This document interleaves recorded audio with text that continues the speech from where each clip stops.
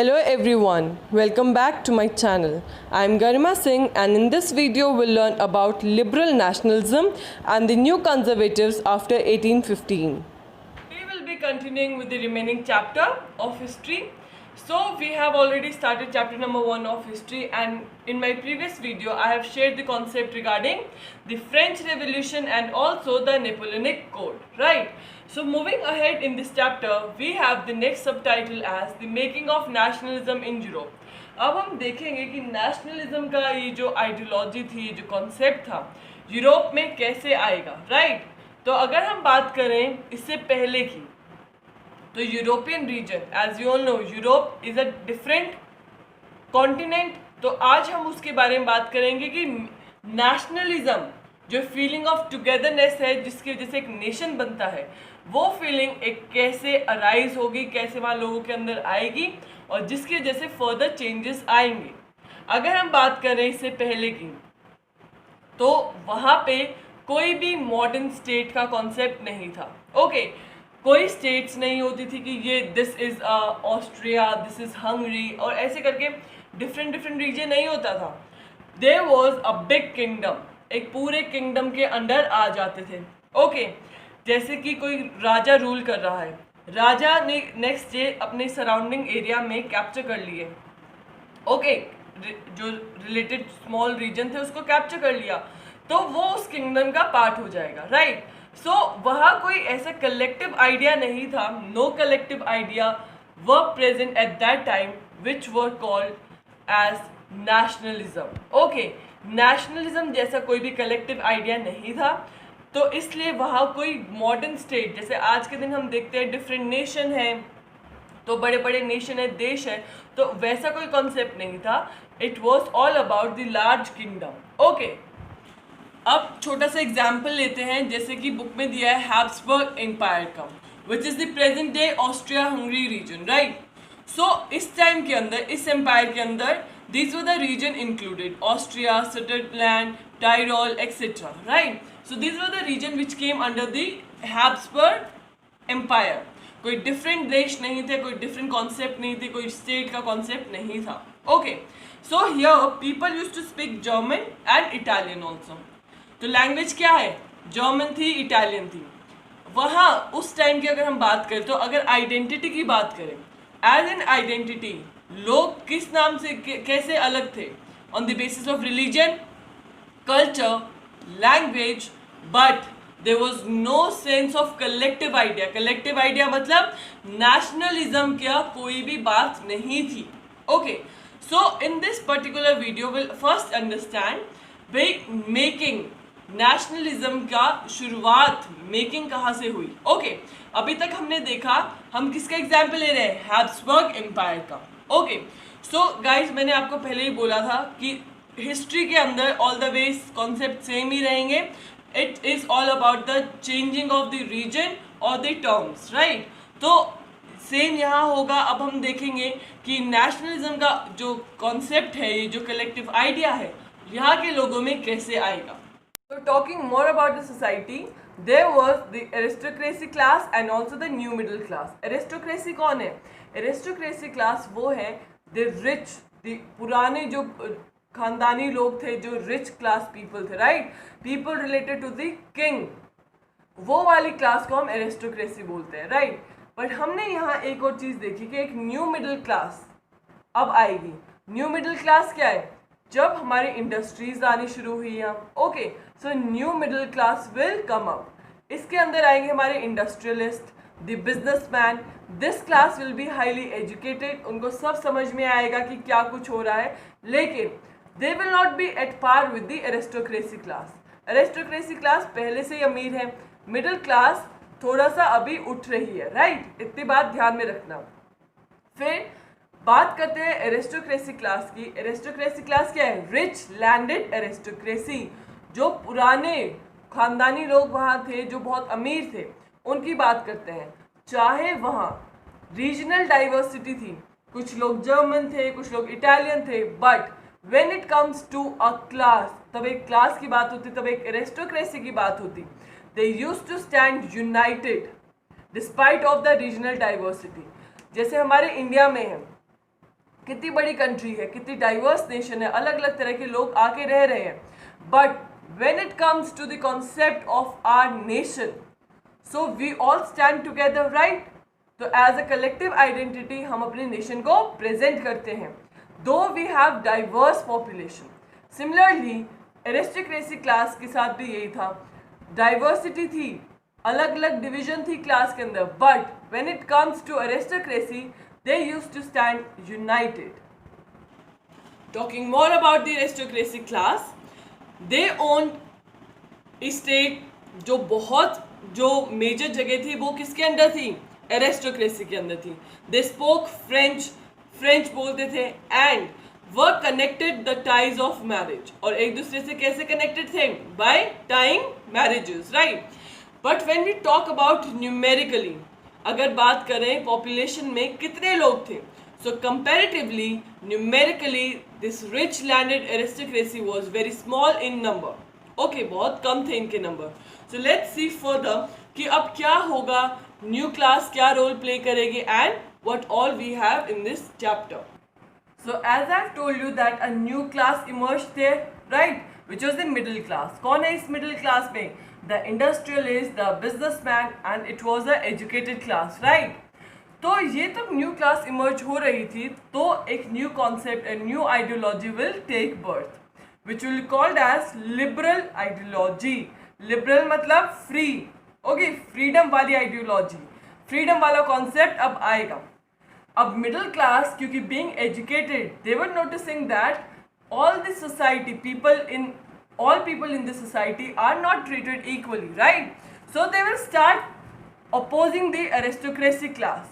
जो पुराने, जो old aristocrats थे, उस क्लास को अपोज करना शुरू कर देंगे कि why is it so that this particular class has particular privilege and whereas we all are not treated on the same page, right?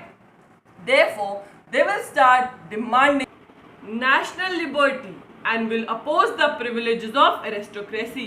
अब हम फिर देखेंगे कि कैसे ये जो लिबर्टी का कॉन्सेप्ट है ये नेशनली प्रेजेंट किया जाएगा। अगर नेशनली बात करेंगे सब लोगों में अवेयरनेस आएगी, पूरे नेशन में आएगी, राइट। देयरफॉर अब ये लोग डिमांड करेंगे कि हमें एज ए नेशन फ्रीडम चाहिए, and also they will ask to abolish, उन प्रिविलेजेस को हटाओ जो कि एरिस्टोक्रेसी क्लास को दिए गए हैं, राइट। सो अब हम देखेंगे कि कैसे लिबरलिज्म से हम नेशनल, लिबरल नेशनलिज्म पे पहुंचेंगे। तो अभी तक हमने पढ़ा कि मेकिंग कैसे होगी, राइट, कि एरिस्टोक्रेसी क्लास थी, मिडिल क्लास नहीं एक राइज होती है, फिर वो अपोज करना स्टार्ट करेगी। अब हम फर्दर इसको कैरी ऑन करेंगे स्टोरी को, राइट। तो पहले हम देखेंगे what did liberal nationalism stand for. तो अभी मैंने बताया मिडिल क्लास कौन सी आइडियोलॉजी में बिलीव करती थी, लिबरल आइडियोलॉजी में, ठीक है। So liberalism is a word that is derived from a Latin word. एक ये लैटिन वर्ड है liber, liber means free, okay.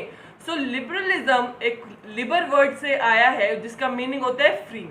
Free मतलब आपको पता होगा, फ्री कर दो, आज हमें नहीं पढ़ना, आज हमारा लेक्चर फ्री कर दो।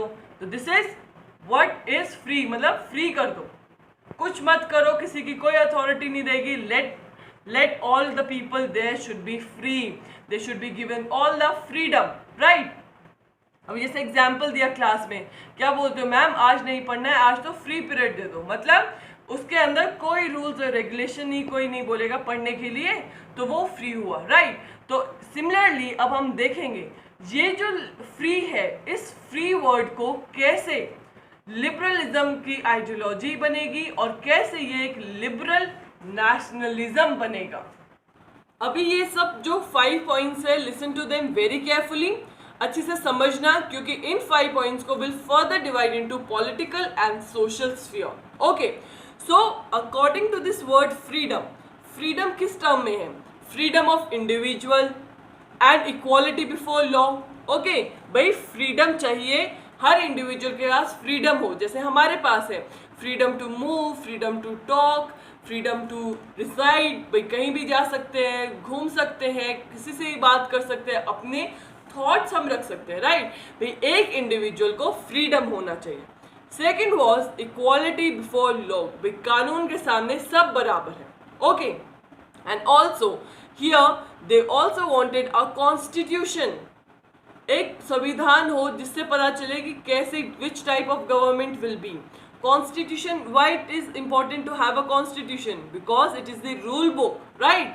एक रूल बुक है जिसके अंदर सब चीज लिखी होती है, right, regarding the government formation, regarding the country and individual rights, the rights of the government and everything about that, right? So also they wanted constitution आएगा तो representative government भी आएगी, और representative government मतलब भाई सरकार by consent, लोगों की पसंद से होगी, right? And also they wanted the abolition of private property, भाई जितनी ये जो private property का concept है इसको बंद किया जाए. ओके, और जो लैंड है वो इक्वली डिस्ट्रीब्यूट हो हर किसी के पास. सो मैंने बोला था ना कि इन सब पॉइंट्स को अच्छे से सुनना, क्योंकि हम उसको उन सारे पॉइंट्स को इनटू पॉलिटिकल स्फीयर और इकोनॉमिक स्फीयर के कॉन्टेक्स्ट से समझेंगे.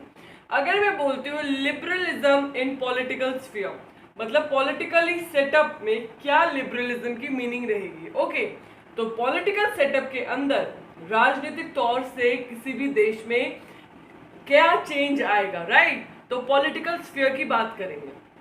Talk about liberalism.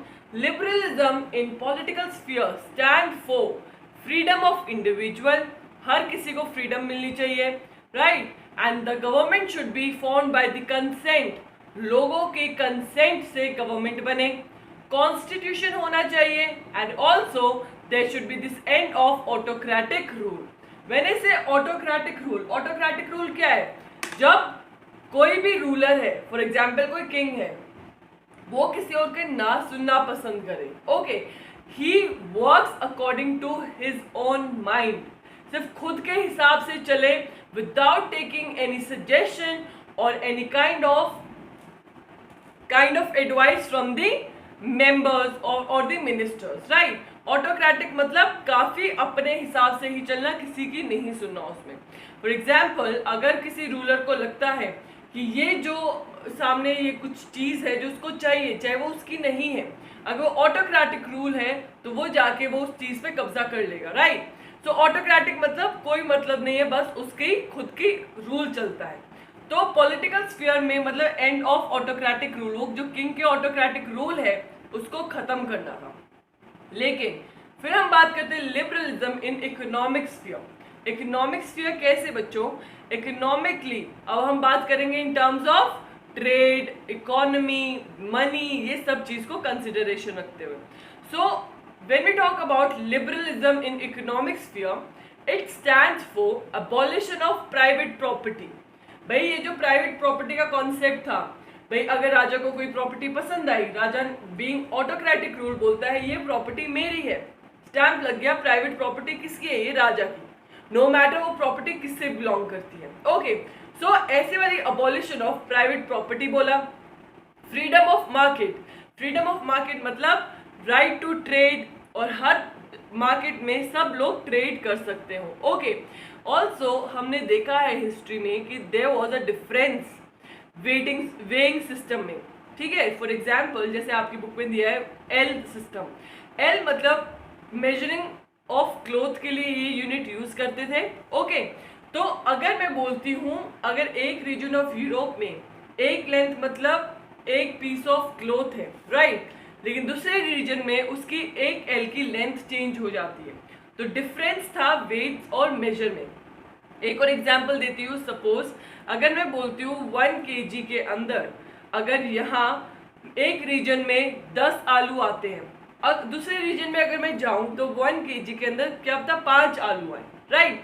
So there was a difference in the weighing and the measures, and also the difference in currency. तो करेंसी में भी डिफरेंस था, अलग रीजन की अलग करेंसी, देयरफॉर अलग करेंसी तो ट्रेड करने में दिक्कत होगी, राइट. तो उन्होंने बोला ये डिफरेंस भी खत्म किया जाए, एक यूनिफाइड करेंसी सेटअप की जाए. And also they demanded for a unified economic territory. Economic territory भी उनकी डिफाइंड होनी चाहिए. तो ये सब बातें तो थी लिबरलिज्म के रिगार्डिंग, राइट. अब बात आती है न्यू कंजर्वेटिज्म आफ्टर 1850. अब ये मत कंफ्यूज होना कि अभी लिबरलिज्म की बात कर रहे थे, अब कंजर्वेटिव्स कहाँ से आ गए। Okay, just a quick revision. अभी तक हमने क्या किया, मेकिंग की बात कर रहे हैं, भाई कैसे नेशनलिज्म आएगा यूरोपियन रीजन में, राइट। तो यूरोपियन रीजन में डाइवर्सिटी है, अलग अलग तरह के लोग एग्जिस्ट कर रहे हैं ना। तो कुछ लोग जो मिडिल क्लास थे वो लिबरल आइडियोलॉजी में बिलीव करते थे, कुछ है जो कंजर्वेटिव्स थे। If you remember your 9th class French revolution chapter, जब हम सोसाइटी कर रहे थे, the society was divided into 3 parts, right, कि कंजर्वेटिव्स थे, लिबरल्स थे, रेडिकल्स थे। तो हम अब उस पार्ट की बात करें, डिवीजन वाइज चल रहे हैं। ओके, तो तब मैं बोलूंगी न्यू कंजर्वेटिज्म। न्यू कंजर्वेटिव्स कौन होते हैं, जो पुराने ख्यालात, जो पुराना सेटअप चाहते थे फ्रांस में, राइट। अब न्यू कंजर्वेटिज्म है, मतलब अब कुछ चेंजेस आए थे। हमने देखा था ना कि जब किंग का रूल खत्म हो गया था, तो जो कंजर्वेटिव्स थे वो थोड़े न्यू लाइन पे चलने स्टार्ट हो गए थे, थोड़े उन्होंने न्यू चीजें भी अडाप्ट करने की कोशिश की थी। तो अगर आप बच्चों को याद नहीं है, you can go and check out my 9th class playlist and the chapter French Revolution, so that the idea is clear. It is the continuation of your 9th class only, guys. Okay, so I'll be linking the link of my videos in the description box also. If anybody wants to have clarity regarding the whole concept, you can go and check out my video. तो अब बात करेंगे conservatism, new conservatism. Conservatives बता दिया कौन है, जो changes में बिलीव नहीं करते, लेकिन हम यहाँ बात करें न्यू की।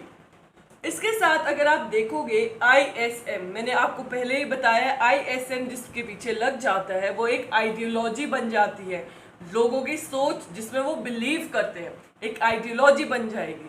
जैसे लिबरल मतलब फ्रीडम था और उसके पीछे ISM लगा तो वो एक आइडियोलॉजी बन गई, राइट। ऐसा ही जो कंजर्वेटिव्स थे उनके पीछे अगर आप ISM लगा दोगे, ये भी एक सोच बन जाएगी कंजर्वेटिज्म। ओके, कंजर्वेटिज्म क्या है बच्चों, it is an ideology which believes in traditional institution of state और सोसाइटी। जो पुराने राजा महाराजा के टाइम से जो चर्च भी रूल करता था, क्लर्जी क्लास रूल करती थी, जो किंग का रूल था, तो वो चाहते हैं कि ये जो ट्रेडिशनल इंस्टीट्यूट है उनके स्टेट के, उनके सोसाइटी के, उनको प्रिजर्व किया जाए, उनको एज ए कॉन्सेप्ट बिल्कुल भी अबॉलिश नहीं करना चाहिए, उनको एज इट इज रखना चाहिए अलोंग विद दैट, क्योंकि ये न्यू कंजर्वेटिव्स हैं।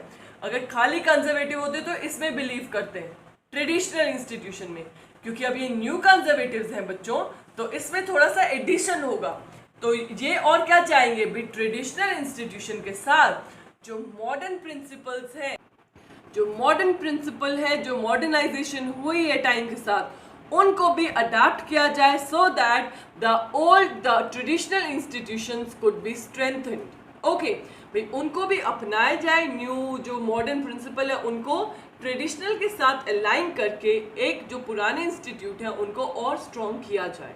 ओके, जैसे टाइटल का नेम था न्यू कंजर्वेटिज्म आफ्टर 1815। 1815 क्यों बच्चों, क्योंकि 1815 में the Napoleon Bonaparte who was a military dictator ruling over the France region, right, उनको हरा दिया गया था। He was defeated by European power. European power के अंदर कौन कौन आती है, if you remember your 9th class chapter, Austria, Britain, Russia, Croatia, ये सब पावर्स ने मिलकर नेपोलियन को हराया था। And after defeating Napoleon, all of these powers met at a place called Vienna. अब देखेंगे another important question, Treaty of Vienna of 1815। ध्यान से सुनना, ये Treaty of Vienna क्या थी और कैसे, क्यों हम न्यू कंजर्वेटिज्म की बात कर रहे थे, अब आपको समझ में आएगा। जब हम बात करते हैं Treaty of Vienna की, right, which happened in 1815, एक तो ये यूरोपियन पावर्स ने की थी। क्यों, क्योंकि जो नेपोलियन को हराने के बाद हमने देखा था Napoleon was a military dictator, आसपास के रीजन जाके कैप्चर कर रहा था, एनेक्स कर रहा था और अपना रूल जमा रहा था। अब क्योंकि नेपोलियन तो रहा नहीं, so the powers need to decide जो रीजन था उस रीजन का क्या किया जाए जो नेपोलियन के अंडर था। ओके, सबसे पहले इंपॉर्टेंट जो यहाँ इंफॉर्मेशन है, it is the treaty of Vienna of 1815 was hosted by, किसने होस्ट की थी, by the Austrian chancellor duke Metternich. इसका नाम ध्यान से सुन लो, अच्छे से दिमाग में बिठा लो, because in our coming chapter duke Metternich बहुत बार आएंगे। This name will be repetitively used in this chapter. So आपको पता होना चाहिए ड्यूक मेटरनिच कौन है, ऑस्ट्रियन चांसलर, ओके, जिसने ट्रीटी ऑफ वियना होस्ट की थी। ऑल्सो इस ट्रीटी के बाद the Bourbon dynasty was restored. Bourbon dynasty से कौन थे? किंग लुइस वगैरह। तो वो वाली जो किंग का रूल है दोबारा से रिस्टोर कर दिया जाएगा। नेपोलियन जो कि मॉडर्न प्रिंसिपल्स लेके आए थे उनको हटा दिया जाएगा, और जो बॉर्बन डायनेस्टी थी जो पहले से वहाँ, जैसे हमने पढ़ा था ना 9th क्लास में कि किंग लुइस रूल कर रहे थे, उसके बाद उनका रूल खत्म करके डिफरेंट लोग आते हैं वहाँ, राइट। तो सेम है, अब फिर से हिस्ट्री रिपीट्स इटसेल्फ, तभी तो बोलते हैं ना घूम फिर के वही चीज़ें होने लग जाती हैं। तो बॉर्बन डायनेस्टी को रिस्टोर करेंगे। And also the France lost its territory annex by under Napoleon. Napoleon के टाइम पे जितनी भी फ्रांस ने अपनी टेरिटरी साइड वाले रीजन को एनेक्स करके अपने अंडर ले आए थे, अपने रीजन बना लिया था, वो सारी जो टेरिटरी थी उनको फ्री कर दिया गया। उसके ऊपर से फ्रांस की टेरिटरी का स्टैम्प हटा दिया गया। Also what all measures were taken, the European powers was thinking of the steps कि फ्यूचर में जैसे अभी हुआ है वैसे ना हो, therefore they introduced the steps to stop the French expansion in future। भी नेपोलियन की तरह कोई और रूलर ना आए और वो भी आगे सेम एनेक्सेशन ना करे, साइड वाली टेरिटरीज कैप्चर ना करे, अपना रूल ना जमाए, इसलिए उन्होंने कुछ रूल्स भी बनाए जिससे कि कल को कोई भी फ्रेंच एक्सपेंशन ना हो सके। ओके, ऑल्सो इस स्टेप के अंदर मेजर स्टेप क्या था? मेनी बफर स्टेट्स और territories were made. Buffer state क्या होती है भाई? फॉर एग्जाम्पल देते हो, आपको यहाँ से समझ में आएगा। ओके, अगर हम बात करें चाइना और इंडिया की, ओके, बीच में कौन से देश आते हैं? नेपाल आएगा। तो कभी भी अगर ऐसा हुआ कि चाइना इंडिया पे अटैक करने जा रहा है तो हमें क्या फ़ायदा है नेपाल का? क्योंकि हमें पता है ऐसा तो नहीं है ना चाइना ऊपर से आ जाएगा नेपाल को तो क्रॉस करना पड़ेगा। अगर वो उस बफर जो नेपाल है here, Nepal will act as a buffer state for India and China. Okay, तो उसके बीच में तब चाइना क्रॉस कर रहा होगा, इतने में it is good enough time कि इंडिया को पता चल सकता है कि चाइना अटैक करने वाला है, राइट। तो बफर स्टेट का यही फायदा रहता है। तो उन्होंने क्या किया, फ्रांस के अराउंड बहुत सारी ऐसे बफर स्टेट या टेरिटरीज बना दी जिससे कि कल को कुछ फ्रेंच एक्सपेंशन हो तो उनको आइडिया हो जाए कि फ्रांस कुछ ऐसा प्लान कर रहा है। Okay, and also the capture territories were given to Persia, Austria, Russia, जो नेपोलियन ने कैप्चर की थी आसपास की जगह जहां उसने अपना रूल जमाया हुआ था, उसको फ्री करके किनको दे दी वो टेरिटरीज? पर्शिया में बांट दी, ऑस्ट्रिया रीजन में बांट दी, रशियन रीजन में ऐड कर दी। Okay, now the conservative regime was autocratic. हमें पता था ना कि ऑटोक्रेटिक मतलब खुद के ही हिसाब से चलते थे, कोई नहीं एडवाइस लेते थे। तो कंजर्वेटिव जो रिजीम थी वो ऑटोक्रेटिक थी और वही फिर से रिस्टोर हो रही थी यहाँ पे। Now also various censorship laws were impose. Censorship मतलब जो तुम न्यूज़पेपर में छापोगे, मैगजीन में आएगा, आर्टिकल्स होंगे, तो it should be under the control of the government. कोई भी कुछ ऐसा ना लिखे जिससे लोग भड़क जाए फिर से।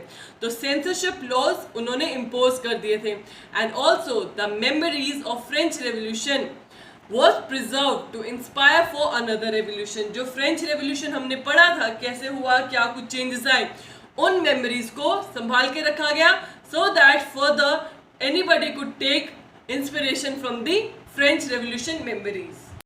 That's it for today's video. आज की वीडियो अच्छे से देख लेना, समझ लेना, and also I would suggest keep revising your both the parts. Part 1 को भी रिवाइज कर लो, Part 2 को भी रिवाइज करते रहना, and very soon I'll be posting the Part 3 of this chapter as history chapters are really lengthy, so we'll be doing them in parts. Okay, so your work is to keep revising all the parts as soon as I post them in my channel, right? Thank you for watching Economics Window by Garima Singh, and if you like this video then do not hesitate to press in the thumbs up icon, and also guys please like, share and subscribe to my channel and help us grow each day and every day. Thank you for watching.